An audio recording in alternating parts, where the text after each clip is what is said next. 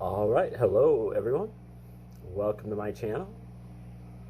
This is an educational channel, and we focus on great theories of everything, ancient and modern, and try to guide you to their efficacious use and their significance so that you can use them for paradigm shifting, your awakening to 5D consciousness, your formation of a holistic worldview,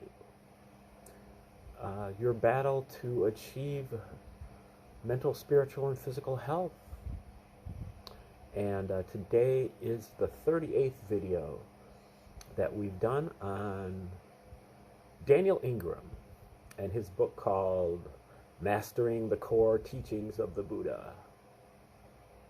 And just to preface what he's going to say, you don't have to look at Buddhism as a religion. I think a lot of Westerners tend to do that. It's really just a technology. It's a method. It's a process of trying to wake yourself up and thereby eliminate suffering for yourself. But it's a hard road, and it's a secret practice, especially for Westerners. But Daniel Ingram has spent a lot of time over in monasteries in the Far East, Burma, Malaysia, Thailand, and he has brought these treasures back to us and put it in English right in our lap on a silver platter. Still, it doesn't make it easy, but it's pretty much as easy as it's going to be. So if you want to enlighten yourself, I would say this is a good place to start. Right now, I believe we are in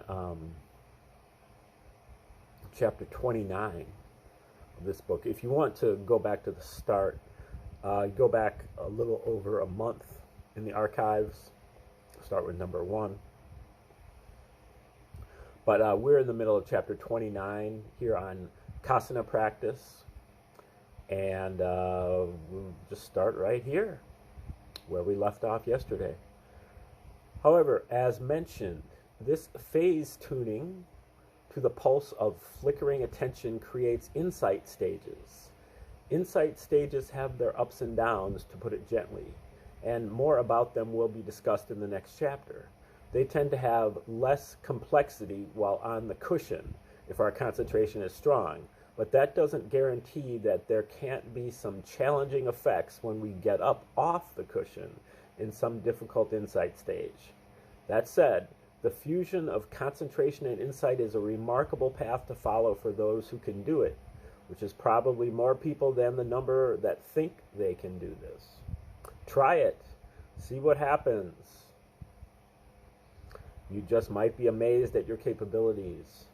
In fact, if you wonder where I got some of the data on the frequencies and phases of attention I discuss later in the progress of insight, the answer can be partially found for yourself in remarkably graphic detail if you do Kasana practice as well. Those, just if you're just tuning in today, Kasana is like a colored object, could be, or an elemental object, could be a candle flame or a ball or a disc that's got a color that you stare at, and then eventually all kinds of effects come from off this, visual effects, and you can kind of do a mind over matter kind of thing with your with the images that are forming in front of your eyes.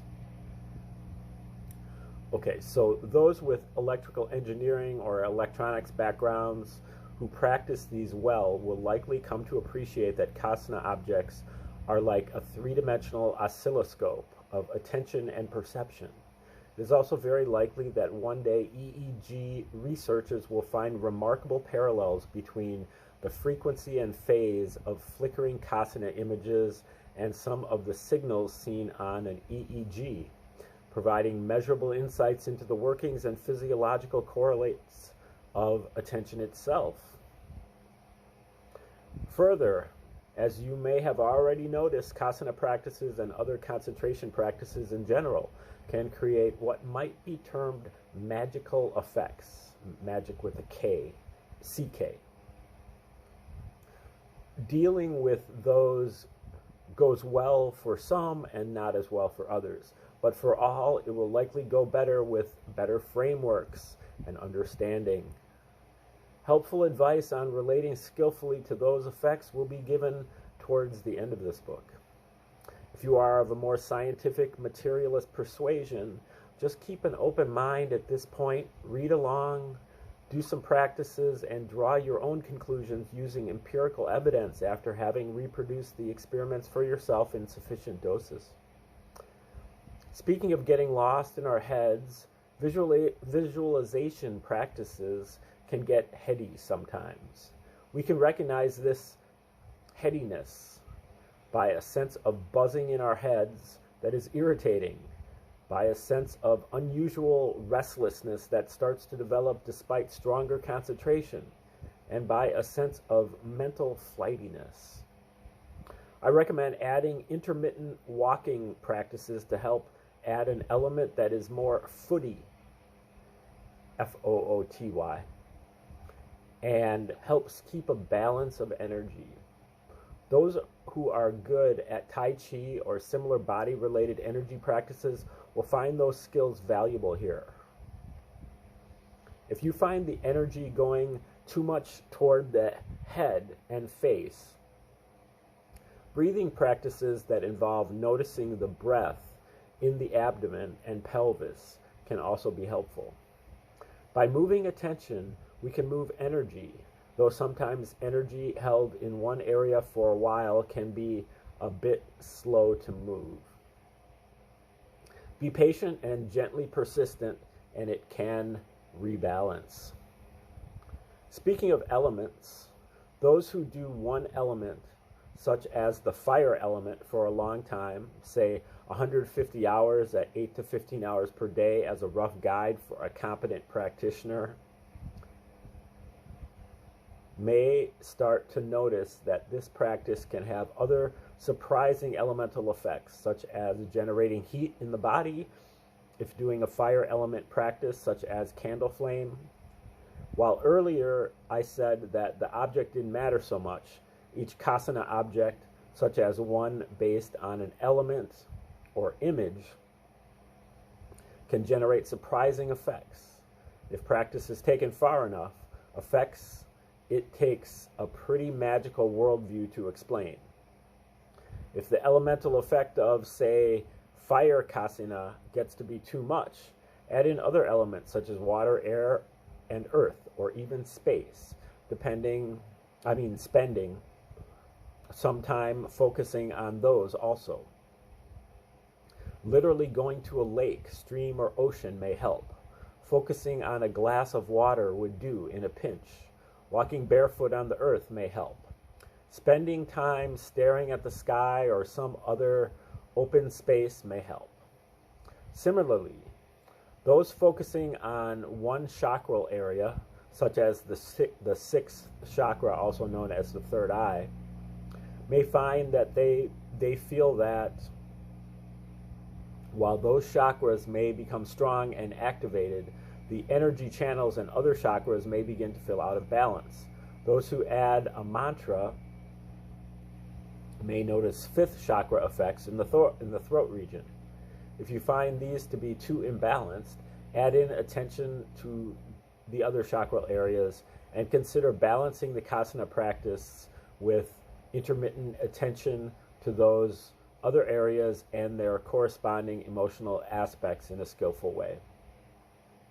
For those who don't believe in such things as the traditional elements, chakras, or energy channels, you might change your mind if you do a lot of strong concentration practices, particularly element or color-based kasanas. At that point, you may find this advice helpful, as well as other advice given on those topics by resources that go into more depth than this book does. You can find more information about kasinas, as well as some first-hand reports of practicing the fire kasina at www.firekasina.org. If I didn't say it, it's Kasina. Kasina. And I don't know how to pronounce it. Could be Casina. I have always pronounced it Kasina, but I have no idea. Okay, that's the end of that chapter. I believe it's the end of that section. So now we're moving to part 4, which is on insight.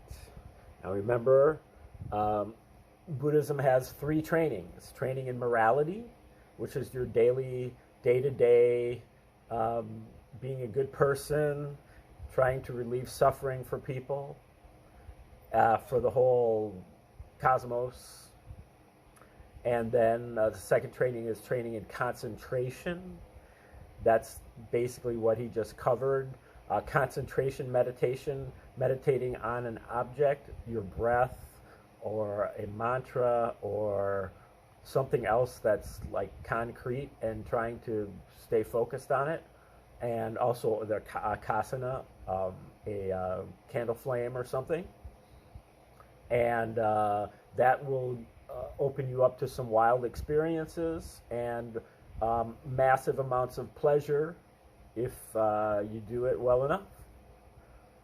And just as Ingram talks there, you know, it's unfortunate, but probably true, that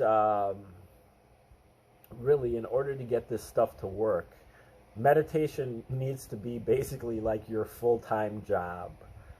Not all the time, but you need to squirrel away like a 1-2 week vacation, or even more, and just meditate like 8 to 16 hours a day, or even more, during that time. You know, so just no trip to the Bahamas, but instead a trip to a retreat, and just meditate your whole vacation away. And that's really how you're going to be able to make serious progress in this. Maybe this would be really good for somebody who's retired, or somebody who's independently wealthy and can, take that time out. Otherwise, all this stuff has to be planned out pretty, to set aside that kind of time. And to be honest, I've never been able to do that. So I'm working on it, just like y'all. Now, also, so the third training of Buddhist practice is the insight training, which is meditation on the 6 sense doors, your 5 senses and your mind, and just trying to be present and notice all of the different sensations and investigate for the 3 characteristics of the phenomena. 1, impermanence; 2, dissatisfactoriness; and 3, no self. So the phenomena that are going to be presenting themselves to you are impermanent. They come and go. They are not satisfactory. They don't have the ability to satisfy you. They bring on suffering. And C, they are not self. They're not part of you. Or okay. Now, chapter 30 is called The Progress of Insight. So now we're going to look at this third phase of training. And he's already talked about it a little bit at length, but like he did in the last section where he went over the jhanas, the concentration jhanas, the 8 jhanas, 4 formless are the four formed jhanas and then the four formless jhanas. Well, the progress of insight has a similar framework, but he breaks it down into really 16 parts. But each one of the parts kind of matches up with one of the jhanas as well. So here goes. The progress of insight, borrowed from the title of one of Mahasi Sayadaw's classic books on the subject, is a set of stages that diligent meditators pass through on the path of insight. These stages initially appear in the Buddhist literature in the Abhidhamma section of the Pali Canon, written around the 3rd century BC. Some of the content-based or psychological insights into ourselves can be interesting and helpful, but when I say insight, these stages with their specific perceptual shifts and upgrades are what I'm talking about. The formal names of the stages of insight in order are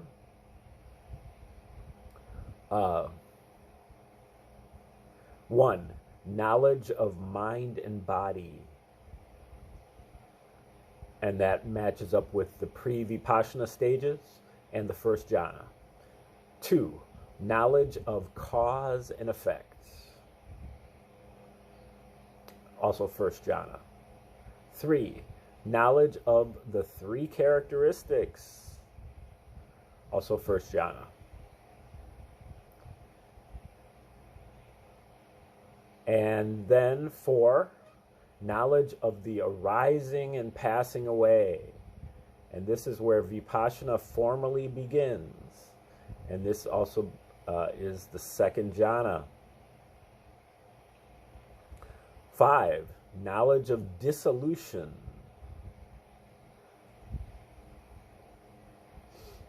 The knowledges of suffering, also known as the dark night of the soul. And he classifies that as third jhana. Then all the rest of these are also third jhana up through number 10. Knowledge of fear. Number 6, knowledge of fear. 7, knowledge of misery. 8, knowledge of disgust. This is all part of the dark night of the soul. And then number 9, knowledge of desire for deliverance. And then number 10, knowledge of reobservation.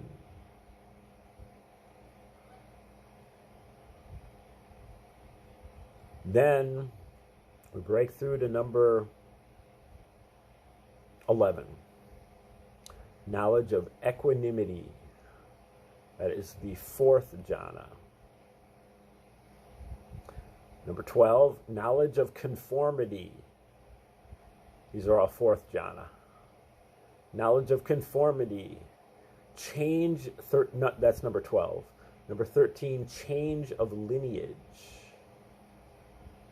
Number 14, path. And those are all like instantaneous. They all occur one right after the other. And then number 15, fruition, also known as nirvana. And then he doesn't classify that as in the jhanas. And then number 16 is review. I will give detailed descriptions of these stages shortly, referring to them by their shortened names, their numbers, and occasionally shorthand slang and acronyms.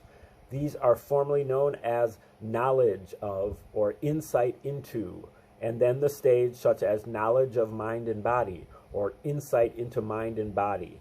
I will just use the part after the of or into. They're also called jhanas, which means knowledges. And I will say, for example, the first, maybe that word is not jhanas. It's hana, which with a nana. I'm sorry. there's a cedilla looking kind of thing over the N. Okay, so jnana or something like that, and it means knowledges. And I will say, for example, the first jnana, or abbreviate it as N1. Notice that I use the word stage rather than state. These are stages of heightened perception into the truth of all phenomena, opportunities to see directly how sensate reality is, but they are not seemingly stable states like those cultivated in concentration practices. The above jhanic groupings refer to the vipassana jhanas, which will be covered in more depth later, but they borrow core attention shapes and phase characteristics from their shamatha jhana equivalents. In other ways, they may diverge significantly from the experience of pure shamatha jhanas. One of the most profound things about these insight stages is that they are strangely predictable regardless of the practitioner or the insight tradition. Texts that are 2,000 years old describe the stages just the way people go through them today, though there will be some individual variation with respect to the individual specifics today as then. The Christian maps, the Sufi maps, the Buddhist maps of the Tibetans and the Theravada, the maps of the Kabbalists, and many non-Buddhist traditions of India are all remarkably consistent in their fundamentals. I chanced upon these classic experiences before I had any training in meditation, and I have met many people who have done likewise. These maps, Buddhist or otherwise, are talking about something inherent to how our minds progress in fundamental wisdom that has little to do with any tradition and much to do with the mysteries of the human mind and body. The maps are describing basic human development. These stages are not Buddhist but universal, and Buddhism is merely one of the traditions that describes them, albeit unusually well. The progress of insight is discussed in many good books, such as Jack Kornfield's A Path with Heart, in the section called Dissolving the Self, which I highly recommend. A very extensive, thorough, accessible, and highly recommended treatment of it is in Mahasi Sayadaw's works, The Progress of Insight and The Practical Insight Meditation, a partial version of which appears in Jack Kornfield's Living Dharma. As mentioned before, Practical Insight Meditation is my favorite Dharma book of all time, with no close competitors. If you ever lay your hands on a copy, do so. Fortunately, it is now easily available on the web. Even this section of it that appears in Living Dharma is much better than having access to none of it at all. Again, Mahasi Sayadaw's Manual of Insight is highly recommended. Sayadaw U Pandita's In This Very Life also covers this territory and is a must-read for those who like lists and straight-up Theravada, but he leaves out a lot of juicy details. The previously mentioned 5th century text Visuddhimagga by Buddhaghosa also has a treatment of the stages and contains some interesting and hard-to-find information. However, it focuses largely on the emotional side effects and thus does not include many other useful points. Shyla Catherine's Wisdom Wide and Deep, a practical handbook for mastering jhana and vipassana, is a modern re-explanation of the Visuddhimagga and is very worth reading. Venerable Sayadaw Jotika, a map of the journey, is a fascinating and traditional fusion of compilation, summary, and elaboration of the traditional stages on the path. It also contains solid foundational vipassana meditation advice. Another good but brief map appears in Venerable Khenpo Kartha Rinpoche's Dharma Paths. Though he labels the stages differently, the territory is the same. You can also check out Bhante Gunaratana's The Path of Serenity and Insight if you would like to know the traditional explanations well. It is a thorough and scholarly work. Matthew Flickstein's Swallowing the River Ganges gives a light treatment of basic Buddhist concepts and contains a superficial treatment of the stages of insight.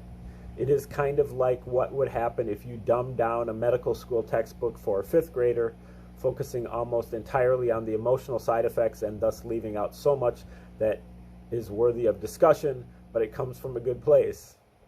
While it is not nearly as comprehensive as the other sources mentioned above, it is easy to read and good for beginners who like their Dharma simple. There are many less accessible maps of insight as well. The Tibetan Book of the Dead, The Great Liberation Through Hearing in the Bardo, which is a pretty great book. But as far as maps of insight, well, it requires some prior familiarity with this territory to sort out the wild symbolic imagery. A 12th century Sufi map is given in Journey to the Lord of Power by Ibn Arabi.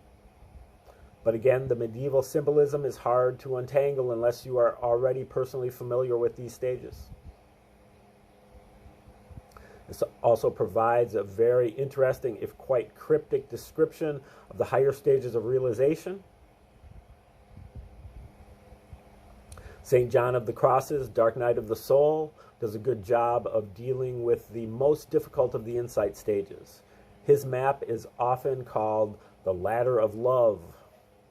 Unfortunately, the translation of the medieval Spanish and thickness of complex Catholic dogma makes it somewhat inaccessible to non-native readers of Spanish. Still, there is true value in reading it, particularly to gain an appreciation of the depths of practice attained by some of the medieval Catholic contemplatives, and that some aspects of meditative practice are universal and arise across very different traditions. While the Theravada typically calls the middle stages of insight the knowledges of suffering, I prefer the term dark night, so I use it here for those stages. I strongly recommend that you consult some of these other sources, particularly the first 10 mentioned. While I consider the treatment of the stages of insight that follows here to be the most comprehensive and practical yet written, there are still many great points made in these other books, and you should check them out. I certainly don't reproduce every useful thing you will find there, as that would make this a great hog of a book, even heftier than it already is. There is a huge amount of valuable information necessarily left out in all these sources, perhaps due to some of the difficulties in describing the myriad nuances of the subject in its myriad possible variations, and on occasion perhaps due to the mushroom factor. Thus, working with a qualified teacher or good qualified friends who have personal mastery of these stages regardless of what they call them is an extremely good idea. Okay, I think we're gonna call it quits right there. Let's see. I'll try to knock out a couple more paragraphs here. This model is used mostly in Burma, but also to some degree in other Theravada traditions.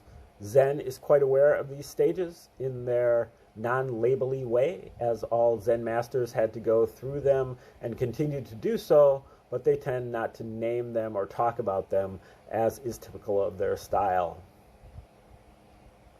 This can be helpful, as people can get obsessed with these maps, turning them into just another form of useless content, imprisoning identification and competition. This is the ugly shadow side of goal-oriented or map-based practice, but it often, though not always, may be overcome with honest awareness of this fact. That said, Zen's persistent lack of attention to them can cause other problems, and plenty of modern reality testing has shown that some balance between intentionally ignoring them and obsessing over them works better than either extreme. Luckily, if the meditator really is into insight territory, then continued correct sensation-based practice has a way of facilitating progress given time. Also, when the proverbial crap is hitting the fan, having a map can help the meditator not make too many of the common, tempting, and occasionally disastrous blunders of that stage, as well as provide the meditator with encouragement that they are on the right track when they hit the grueling, weird, or captivating stages. Contextualization and knowing that some of the strange or hard stuff is expected, normal, and doesn't last can be extremely important to help people find the courage and perspective needed to persevere. These stages can significantly color or skew a meditator's view of their life and experience until they master them. And it can be alleviating and even life-saving to remember this when navigating rougher waters while trying to remain functional in our endeavors and relationships.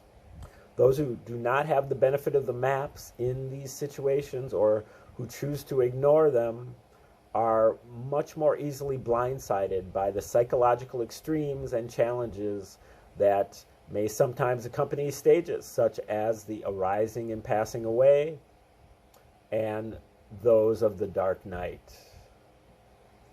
Okay, we're going to stop right there, and we'll pick up where we left off tomorrow. Thanks for tuning in today, and have